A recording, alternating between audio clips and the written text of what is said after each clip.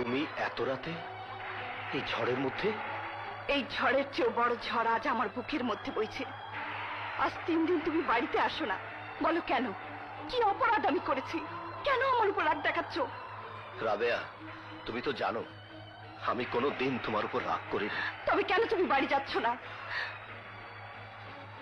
যে আমি তোমার জীবনের এতগুলো বছর সুখ দুঃখের সাথী ছিলাম, আমাকে ছাড়া তুমি এক মুহূর্ত থাকতে পারতে না, সেই তুমি আজ 3 দিন আমার কাছ থেকে দূরে সরে রয়েছো।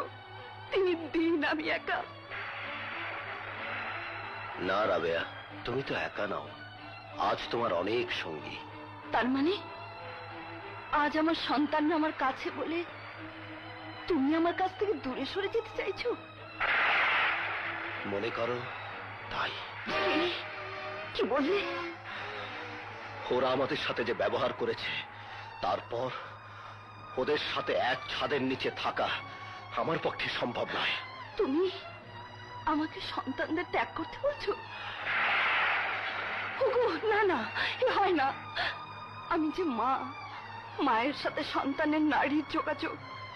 সন্তান শত অপরাধ করুক, শত অত্যাচার করুক, তবু মাকে যে বুকে টেনে নিতেই হয়, নইলে পৃথিবীতে মায়ের যে সম্মান, মায়ের প্রতি মানুষের যুগ যুগ ধরে যে শ্রদ্ধা ভক্তি সব মিথ্যে হয়ে যাবে, শেষ হয়ে যাবে।